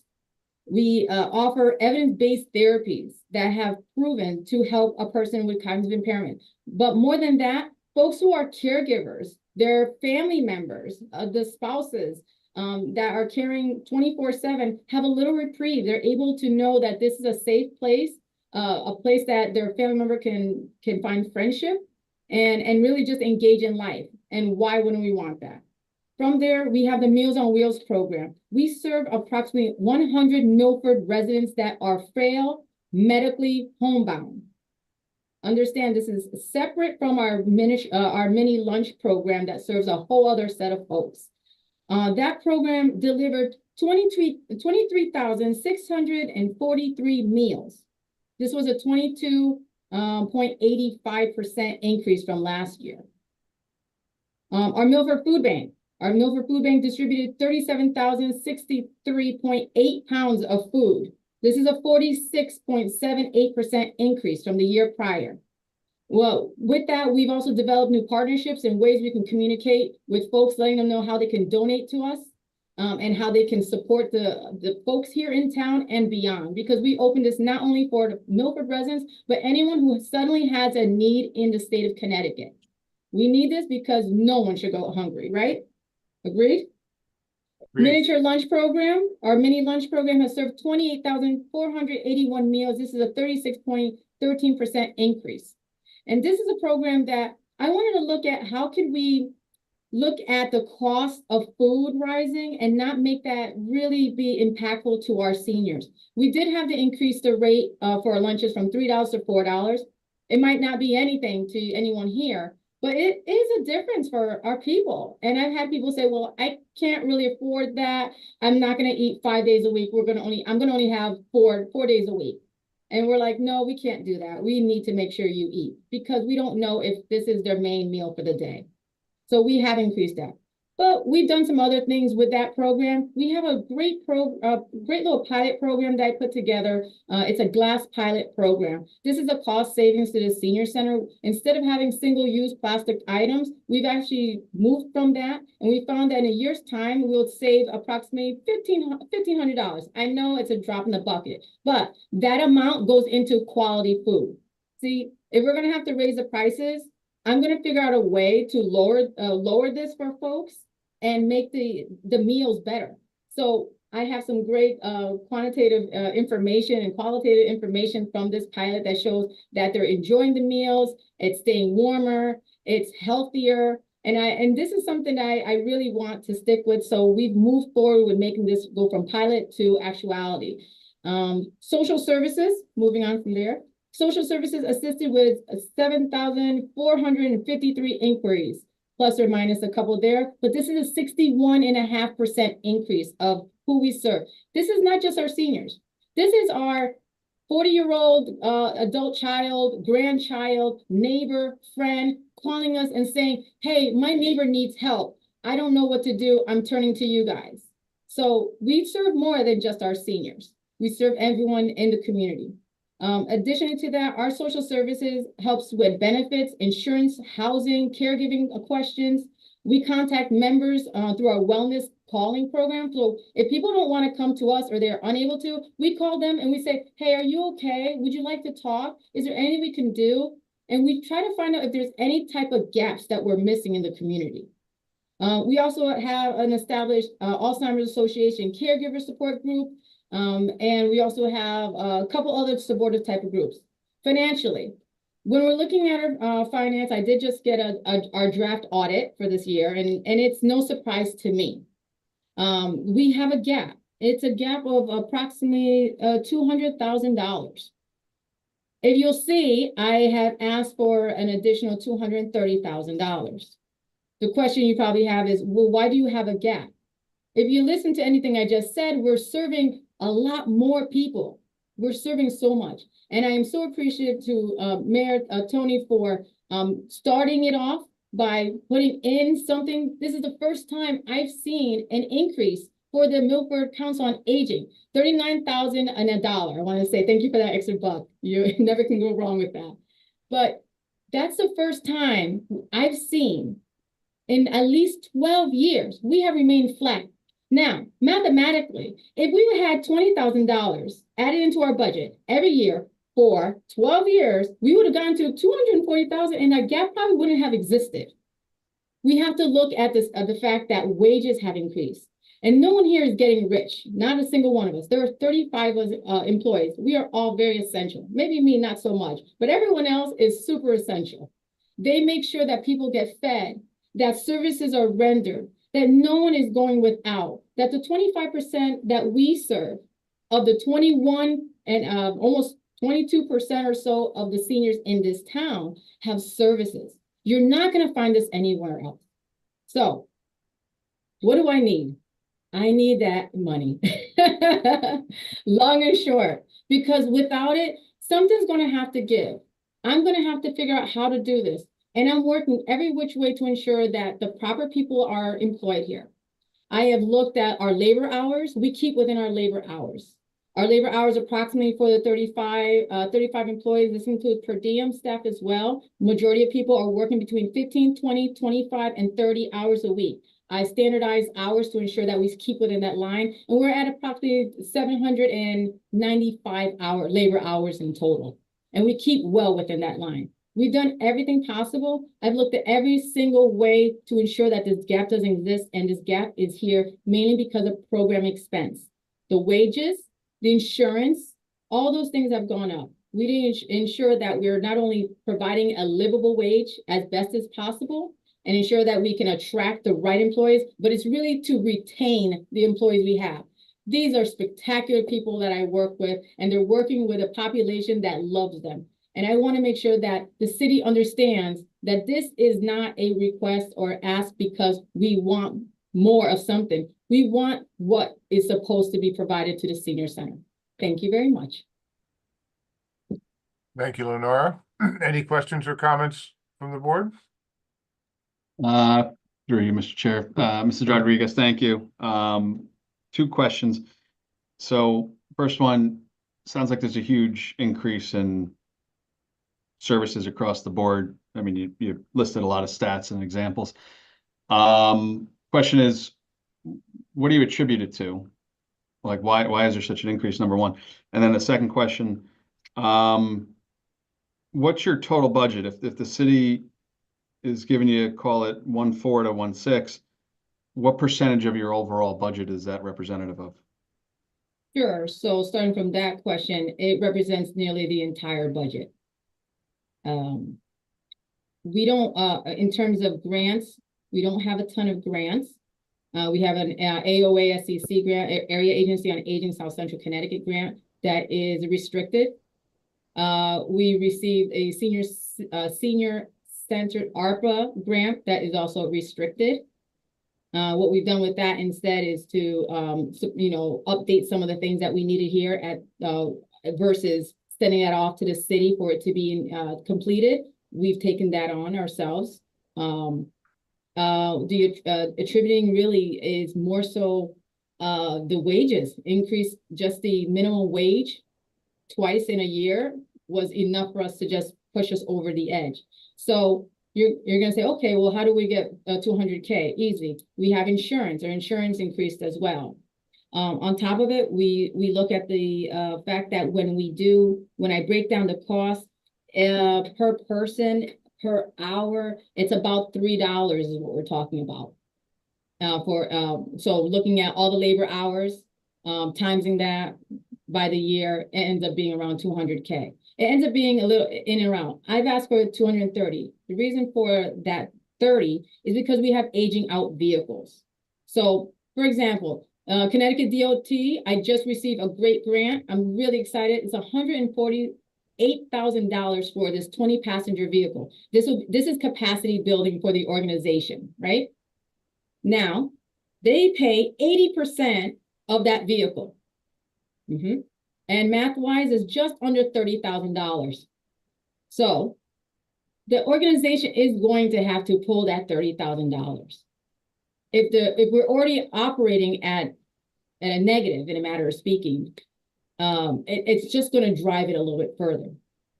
We didn't have this issue mainly because during COVID, we were able to do several things. One, not operate like normal. So our independent contractors, we did not have independent contractors. When it comes to labor, we had less labor, but overall, the cost of operating was much less. The organization was smart. We banked what we could, and we said, this is a rainy day just in case. But we're going to deplete that very quickly. I hope I answered some of those questions in between there. Thank you, Lenora.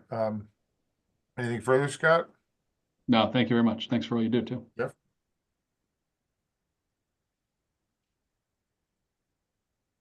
All right. Thank you for your presentation. Appreciate it. Very helpful. All right. Thank you. Have a great night. Thanks, everyone. You too. Thank you. Milford Arts Council, page 87. Hello, Paige. Welcome. Hello, hello.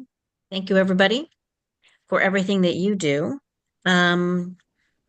Tough to follow Leonora there. She's one of our rock stars in the town for sure. Again, we are requesting the same amount that we received last year, which was a $15,000 increase over the year prior. This allows us to keep our fourth part-time staff member that we were able to hire a few years ago based on a 2-year grant from the Community Foundation. So it allowed us to keep that person on the payroll and continue moving forward. By moving forward, I mean grow. So I'm starting next month my 13th year as director of the Milford Arts Council, and I've been reviewing some numbers. When I started 13 years ago, the operating budget was about $180,000. Our operating budget this year is over $420,000. That's looks huge, but if you look at our staffing has increased only by 15 or 20% over those same years. So you're looking at an operating budget that has almost tripled. And that is because we are doing more events. So therefore it is more income revenue through ticketing, but that money goes right out into the performers' hands. So that tells you or should give you an idea of how much we've been growing over the past number of years. And you also, if you look at my report down towards the bottom, that includes over 4,213 hours of program and office needs that we need and utilize volunteers. That is over 730 bodies. But that is from a pool of about 250 volunteers and probably the same 40 people who volunteer for us over and over again. So we are always looking for more help and volunteers to help us run what we're doing. Milford Transit, you'll be talking to Henry shortly, helped us out with doing some of the paint on the trim of the building. So that was a huge help and bonus. So I want to put a big shout out and thanks to Henry for that. We also have a large capital plan in place for the replacement of our elevator. The replacement in 2040, I will be long gone, but we are budgeting for each of the installments for the modernization and replacement of parts before the entire unit has to be replaced. So we are setting aside and making sure that we are budgeting for those large items that are listed in our request. We'll probably have to do some capital campaigns for 2028 when we have to replace the power unit at almost $50,000. So you got a lot on your plate. We have a lot on our plate, and I am just starting to put together a plan for our largest event in the city of Milford that we've ever done, which we hope to make an annual event in the summer of 2026. So that will be a huge undertaking, but we're hoping it will also be a huge windfall of revenue that we need in order to fund these items as well as support our growth. We're looking to hire ancillary kind of gig workers to help us expand in our marketing, website needs, etc., rather than looking at full-time or part-time staffing. We're just trying to be as flexible as we can, and we continue to also reach out into the community and work with other organizations, nonprofits, and groups such as Bethel Center, such as the Milford Senior Center, the Boys and Girls Club, Juneteenth committees, Milford Pride, etc. So we really do try and give other organizations and groups power of art to help with their mission and their message out into the community. And we are here for the city of Milford to make her shine her best and brightest that she could possibly be. Thank you, Paige. We certainly think you accomplished that very well. Is there any other comments from the board? Questions? Hey, Paige, Scott. Hey, Scott. So if I heard you right, so this represents somewhere around 20% of your operating budget, is that right? Yes. Cool. Thank you. And been a lot of fun watching you grow the place over the years. Thank you very much. Thank you, Paige. Please come and visit us. We will. Have a good night. Thank you. Henry, welcome. Good evening. My name's Henry Jadek. I'm the Executive Director of Milford Transit. This is my year in front of you. I'm not going to tell you how long it's been, but the city's always been very good to the district, supporting it. It means a lot in many ways, especially when when I look to other places for funds, other venues to operate. They say, well, what's the town doing for you? I says, well, they're doing a heck of a lot, and they support us very well. And it's impressive because not every town does that. We have the fixed route local service. We have the fixed route service that goes from Milford to Norwalk. The ADA service for the mentally and physically challenged. Senior service that supplements the service that the senior center does, and they do a great job with that too. We also have the leases on the train station properties. The Arts Council occupies one side, the other side is vacant right now, but we're looking at somebody to put back a coffee shop there. We did do some repairs there. We had from our railroad parking fund for the building. So, but that fund has not been what it used to be. It's getting back to what it was before pre-COVID, but COVID it went from 125% to zero, and so it's coming back. A lot of the spaces are taken, and so I foresee that continuing there. We also have received a couple of electric buses. You might have seen them running around. They're both not on the road yet. One's been on the road consistently. The other one has had a lot of problems, and a lot of the new ones that came in this year for the state that we have two of which they're working out. But it's a pretty cool bus. They're expensive too. The other new thing is that we're managing a micro transit service in the evenings and on weekends to fill some gaps for the public. It's a general public service, but it's also handicapped accessible. It's run by M7. That's every month continues to grow, and it's a 2-year program. We're going to be ending the first year in April and look to expand the service out to Orange and West Haven with the state's approval for the second demonstration year. That service, as again, every month grows a bit. Winter time, of course, is a little less, but it's moving in the right direction. The monies that we receive from the city represent a little less than 8% of our total operating and capital budget for the year.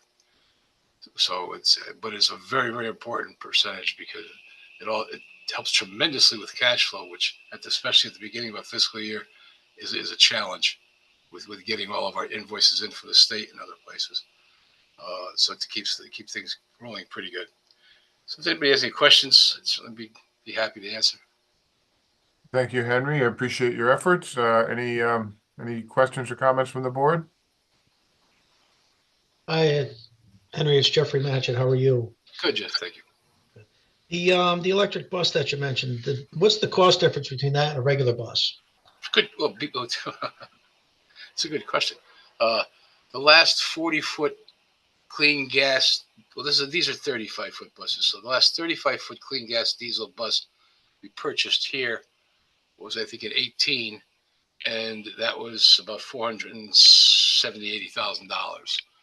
These buses are closer to $1.5 million. Okay. And then a follow-up to that, several years ago, Connecticut Transit, state of Connecticut, had an issue with one of their electric buses where they had to eventually do a controlled burn on it because they couldn't put the fire out. Is that a similar type bus that we now have? Hopefully it's much improved. I hope. Well, we parked them outside. We've had to do modifications to the building's electrical system to be able to charge them with portable chargers outside. There's right now no one has, at least the new people that are getting them have no intention of keeping them outside until we're a little farther down the road with this. The protocols for if there is a problem are we've had numerous training sessions here from the first and second responders to what to do. I'm fairly confident that we would be okay, but I'm also happy that they're outside. Because that controlled burn is an interesting, it's like an oxymoron. They couldn't put it out is what it is. Right. So I guess it's a controlled burn. But yeah, it's extremely intricate, all computerized. Every time there's a problem, they're just writing a new program. It's just a total different animal. Rides beautiful, runs beautiful, but like you say, it has been catastrophic in the past, but they have worked very hard. So hopefully we'll be okay. So we could have got 3 buses for the price of that one. It's not something. This was something that how to put it delicately. It was a flavor of the decade, and the state was getting all these buses. They were pushing Middletown, us, UConn, one or two other smaller agencies to get them on like an experimental type program. So I say no to electric bus, that I'm against electric buses, and blah blah blah. So it's been a lot of work, a lot of training for our mechanics and for everybody else, the drivers, because you have to learn how to drive it differently too. But we're doing it. It's out there. Knock on wood, we're getting the second one back. We're waiting from a harness from India for the other bus. So we'll see when that comes in, and you have them both out there. Excellent. Well, good luck. Is there Henry? Is there a difference in lifespan between the clean gas diesel buses versus the electric buses? I think the lifespan centers around the battery life. The batteries on these buses are there's 5 tubs of batteries. It's a tremendous amount of batteries on top of the bus. And they're looking at like the 12 to 15 years. The state already has a contract with a company to dispose of them before they begin to, which is a good idea. But they look at about 12 to 15 years. But then the cost of replacement, I can't tell you, but it would be tremendous. Gotcha. Regular diesel bus, they look to turn. We look to turn over at 12 years, or 500,000+ miles. Thank you. Thank you, Henry. Any further questions or comments?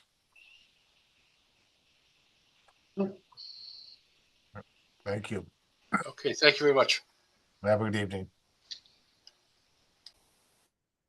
Okay, last but not least, we have page 92, Bechtel Center. I see Jennifer's here. Welcome. And Justin. Hello. Yes. Good evening, everybody. It's so great to see you. I do look forward to this time together every year. I'm joined by our board president, Justin Colby, and just want to start by expressing gratitude for the opportunity to come before you and to talk about the work of the center and just where the investment of the city is going. What we've seen over the past several years is, quite frankly, a pretty dangerous trend. And so I'll talk a little bit kind of broadly about the trends of homelessness and then what is kind of happening within the city of Milford. But we're not immune, and these things really do not have geographic boundaries in the ways that we hope and wish. At this point, since 2019, kind of looking comparatively, we've seen about a 25% increase in unsheltered homelessness. That is due to a few factors. One being kind of a bottlenecking of our system with more folks falling into the conditions of housing instability and homelessness, and there not being enough resources to get folks through our system connected and kind of out on the other side, if you will, if you're thinking about it like a continuum. That means that our length of stays in shelter have increased. And so again, statewide data to start by about 76%. And that matters because this system works well, and we've seen it work very well over many years. But the system works well when it's resourced well. And so what we see is people staying longer in shelter, more in sheltered homelessness as a result. And overall, we've just seen more inquiry for support kind of across the board. And so, we're in cold weather now, and just to kind of put into picture for folks, what we're experiencing is kind of all of those conditions, and then the kind of lack of enough shelter beds and warming center beds across the state. At this point in time, 1 out of every 4 people are being turned away from a warming center, and that is statewide data. And that is really due to lack of capacity, lack of space for folks to be. So, we have been really focused on ensuring that we can execute efficiently and effectively on all of our programs. And we think we've done the best that we can in 2024, and we'll continue to do that work into 2025. In 2024, so kind of going through our primary programs here. In our emergency shelter program, we increased the number of families we served by 25%, and we decreased the length of stay by decreasing the length of stay by 50%. We've also increased average incomes for folks across the board by $1,000 each. And then over 80% of our shelter residents have left our shelter with a permanent housing destination, while the remaining were supported in some other alternative care option. A lot of that has to do with like specific definitions. The point is that the interventions that we use work in ensuring that these folks who we're seeing are not continuing to cycle in and out of homelessness, are not continuing to utilize hospitals, emergency rooms as warming centers or as primary medical options, are not kind of being ID'd by police or other EMS services. That becomes quite costly, right? It's very, very much more cost effective to stabilize that person with the resources that best fit them. You heard me talk about the increase in unsheltered homelessness. This has certainly risen sharply in our community, and just I guess for comparison purposes, in 23 to 24, this being our 24-25 winter season. So one season ago, we saw about 99 unique individuals in that program. And at this point in time in our season, we're at about 152. So we're just seeing folks kind of need those resources more regularly. Some of the folks that come see us, they're staying in the Mayflower, or they're staying in other alternative kind of temporary situations, but their money runs out very quickly. And so they're coming to our No Freeze program as a result. So we're not, of course, seeing everybody every night. We're also seeing a much older population. Our oldest resident in our emergency shelter program right now is 83, but about 60% of the people who are in our shelter programs are above the age of 55. So that just makes it more complicated for us to say, how do we increase income or find appropriate housing for somebody that is truly kind of looking to age in place? There's minimal options there. Quickly, I'll just talk about our outreach and engagement program. This is case management services that are deployed throughout the community. Folks on this call have called Bethel and said, hey, can you go talk to this person, or can you go check in with this person? We work directly with police, with Bridges, with the library, with many programs throughout the community. We host a community care team meeting once a month called Human, bringing everybody to the table. And that's really to kind of expand the outreach capabilities and capacity of our outreach program.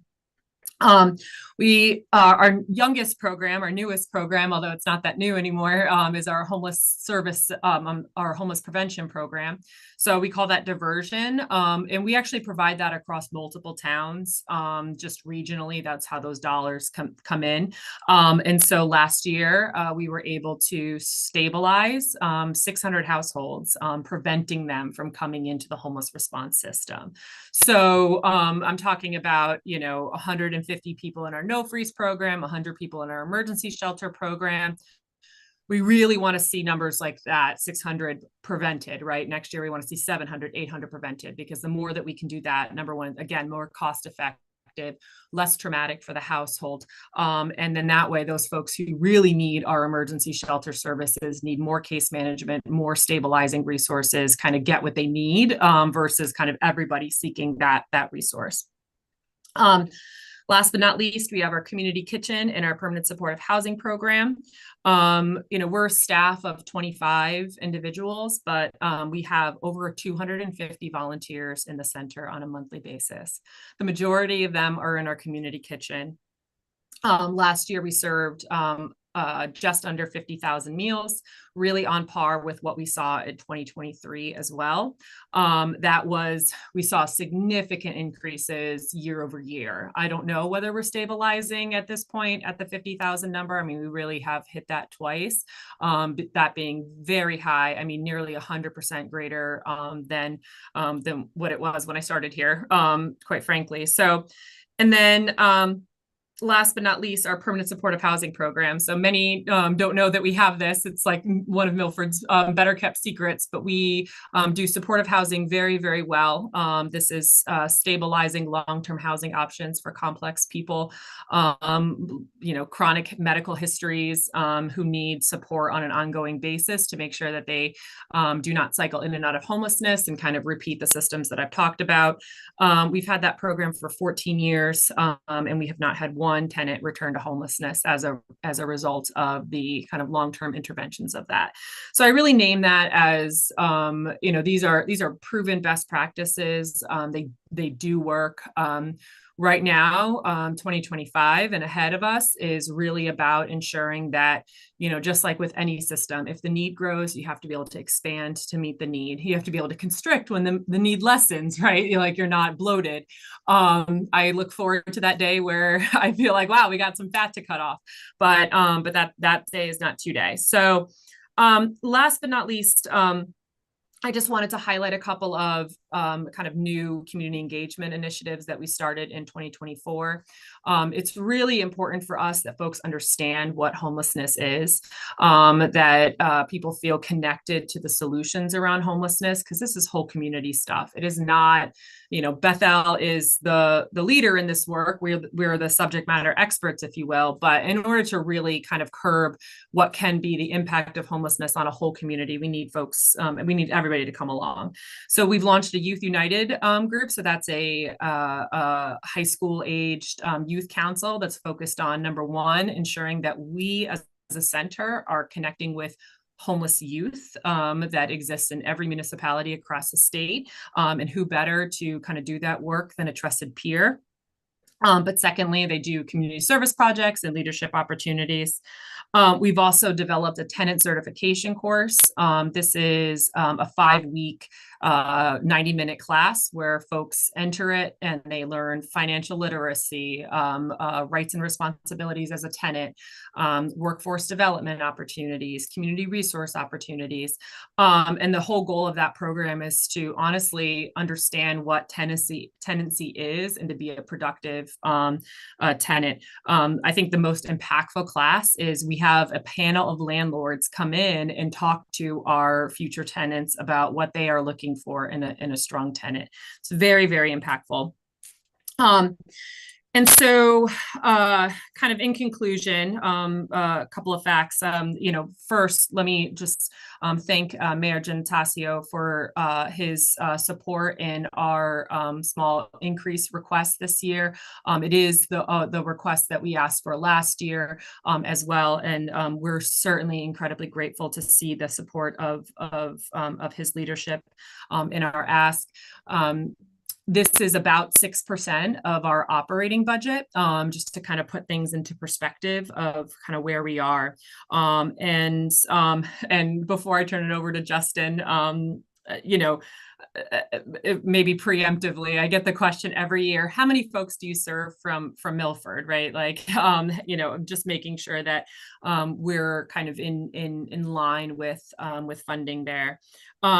So for every program, every person we speak to, we actually manage a system called the Homeless Management Information System. Every person that we speak with, that we engage with, has a data profile. We're tracking information. We're making sure that we kind of don't lose track of anybody.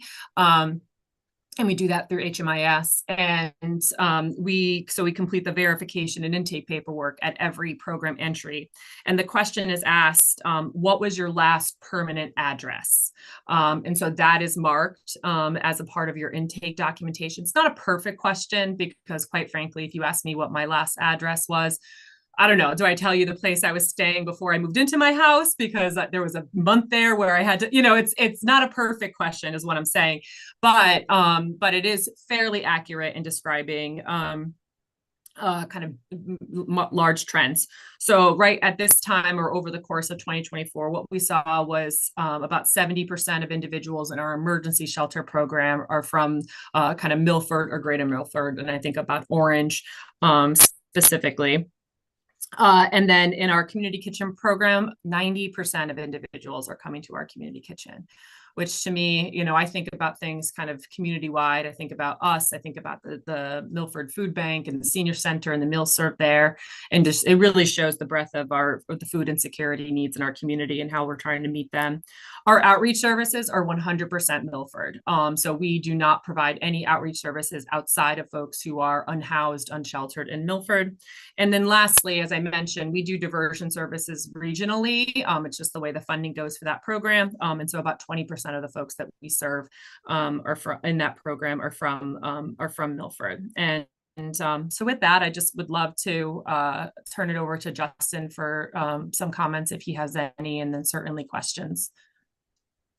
Thank you, Jennifer. That was very informative. Appreciate all your hard work and that of the board. Justin, you're welcome to. Thanks. Well, Jen, you covered so much. I'll keep my comments brief, but I'll just say that as a board member for about 6 or 7 years, I've seen Jen and a very small staff do a lot for this community. As you all know, the homeless problem is becoming, is something that's front and center in Milford. And I just had a conversation today. I was at a wake and acquaintance came up to me and wanted to talk about it. And what Jen is doing with a very small budget and a very small staff is something that everyone in Connecticut is looking as a model.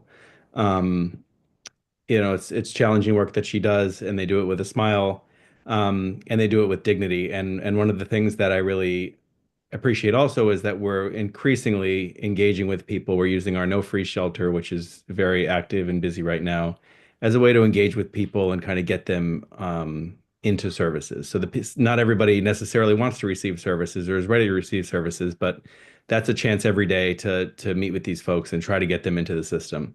And that's where we begin to solve the problem. So I'll turn it back to you for any questions, but thank you, Jen, for the work you do, and thank you all for your time today.